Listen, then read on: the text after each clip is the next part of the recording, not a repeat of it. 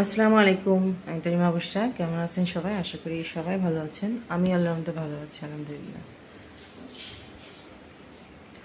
তো আজকে সকালবেলায় ভিডিওটা শুরু করলাম, কারণ সকালবেলা উঠলাম আমার বোনের আমিও উঠে গিয়েছিলাম কিন্তু শুয়েছিলাম। আমার বড় বোন কল করলো, ওর ছেলে মানে ওর নানার বাসায়, আমার বাবার বাসায় এখানেই। তো আমার বোন থাকে পটুয়াখালীতে, বরিশালে। তো ও এখানে থেকে পড়াশোনা করে, তো কলেজে যায়, ইন্টারভিউ করতেছে। তো ওর নাকি শরীরটা ভালো না। কালকেও বললো তোমার আন্টি আমি যাবো না। আমি বললাম যাও নাই কলেজে? বললো না আমার শরীরটা ভালো লাগতেছে না। তো বোন বললো যে দেখ তো ওর কী হয়েছে। আর আমিও রাতে খাই নাই, আমারও খিদা লাগছে। এখন অনেক সকাল, কেউ ওঠেনি ঘুম থেকে। ভাবলাম যে কাউকে আর ডাকবো না। তো চলে একটু চা দিলাম, ওরে বললাম, দেখলাম যে জ্বরটা অত না, কিন্তু ওর নাকি মাথাটা মানে ঠান্ডায় মনে হয় ভার হয়ে আছে, সর্দি লেগেছিলো। বাচ্চাদের সবারই এখানে অবস্থা এরকমই হয়েছে। তো বললাম যে উঠো, আমি একটু চা জল দিই, তুমিও খাও আমিও খাই, নাস্তা একটু খেয়ে তারপরে আবার শুয়ে থাকো। তো চুলায় দিয়ে আসছি চায়ের পানিটা। তো আজকে সবাইকে আমি চা বানাই খাওয়াই, বসে বসেই তো খাইতেছি। তো এই যে এই গাছটা লাকি ব্যাম্বোটা সেদিন নিয়ে আসছিলাম, আর একটা নিয়ে আসছিলাম মানি প্ল্যান্ট, ওইটা এখনও গোছানো হয়নি। আমার এই লাকি ব্যাম্বোটা খুব ভালো লাগে, লাকি ব্যাম্বো। এটা একটা আছে ইয়েলো আর গ্রিন, ওইটাও আমার কাছে ভালো লাগে।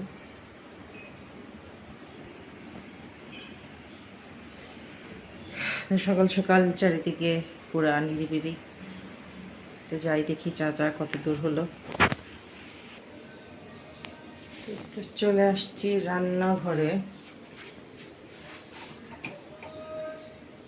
কোথায় কি তা তো ঠিক মতো আমি জানি না, খুঁজতেছি। চায়ের চিনি, পাউডার দুধ পেয়েছি, এখন চায়ের ভিতরে মিলাই।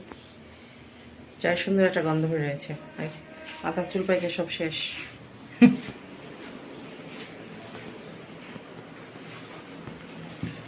তো মনে হয় বাথরুমে গিয়েছে। তো যাই হোক, আমি চাটা বানিয়ে তারপরে আবার আপনাদের সাথে কথা বলছি। তো এইতেও দেখতে পাচ্ছেন নাস্তা এখানে নিয়ে আসছি, ডাইনিং টেবিলে বসি নাই, ড্রয়িং রুমে নিয়ে আসলাম। বললাম এখানে আসো, ও গেছে ওয়াশরুমে। বললাম উঠো আব্বু, দাঁতটা ব্রাশ করে আসো, ফ্রেশ হয়ে আসা, নাস্তাটা খাবো। একটা ডিম দিলাম। আর আমার যারা পুরানো ফ্রেন্ডরা আছেন তারা জানেন যে আমি সকালে এরকম ভারী নাস্তা খাই না, আমার ভালো লাগে না। তো সকালের নাস্তাটাই আমার খাওয়া ভালো লাগে না। জানি এটাই খাওয়া উচিত, কিন্তু আমার ভালো লাগে না। তো এই যে এক প্যাকেট ব্রেড নিয়ে নিলাম, ও খাবে আর আমি খাবো। আমি চা দিয়ে একটা দুইটা হয়তো বা রুটি খাবো।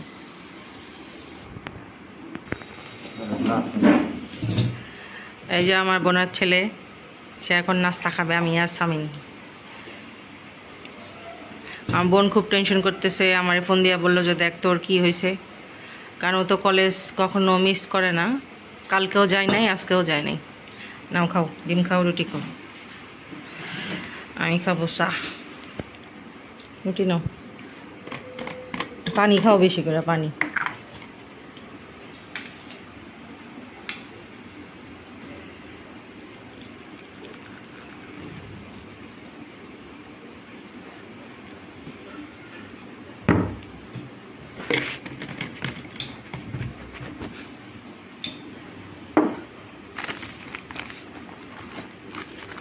যাদের চায়ের অভ্যাস আছে তাদের সকালে এক কাপ চা হলে যথেষ্ট, সাথে একটা বিস্কিট বা এক মুঠ মুড়ি, সেটা হলেও যথেষ্ট, আর কিছুই লাগে না। কিন্তু রোজার এক মাস আমরা টোটালি বাসায় ওদের দাদা বা আমি দুইজনই চা খাই। বাবাও খাই নাই, আমিও খাই নাই, মানে অভ্যাসটা হয়ে গেছিলো, কিন্তু এখন আবার হয়েছে।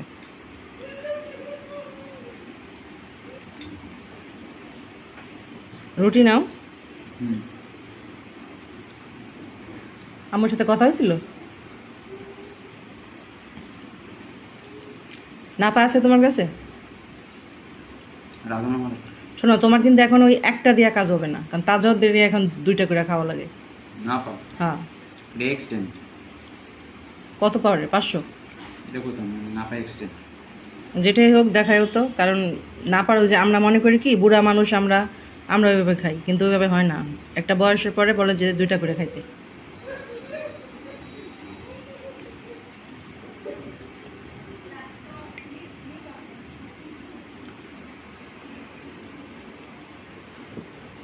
হুম হুম মাঝেরটা কিন্তু দিবা না, বুঝছো? তাহলে কিন্তু বন্ধ হয়ে যাবে।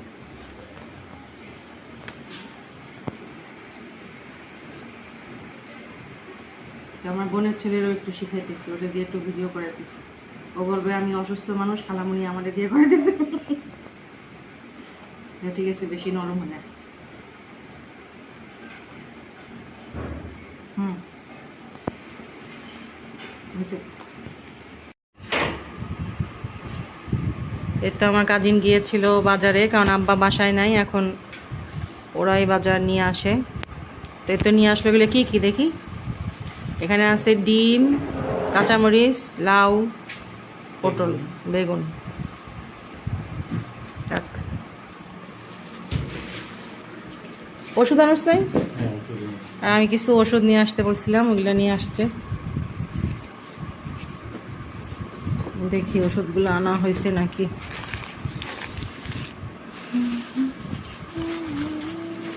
ওটা মার পান, কারণ আমার ভাই উঠলে ও আবার বেশি করে নিয়ে আসবে। আপাতত বললাম কেন জানি, কেন ওইটাই বলবে পান নাই। তো মাকে বললাম ওঠো, আমার ভাই বইয়ের শরীরটা আজকে ভালো না। তো মারে বললাম যে মা তুমি ওঠো, আমি কিছু কিছু হেল্প করলাম। বাসায় কাজ করবো, এখানে এসে বসে থাকবো কেন, যদিও করতে দেয় না, তারপরও। এখানে আছে ওষুধ, ওই যে আমার ভাইটার কাশি, বললাম তোর জন্য একটা ওষুধ নিয়ে বলে দিলাম, কারণ আমার এক মামা শ্বশুর আছে ডাক্তার, তো এটা উনি আমাদেরকেও খেতে বলতো। এটা খুব ভালো, ভিতরে কফটা বের করে ফেলে, মানে শুকায় ফেলে না ভিতরে।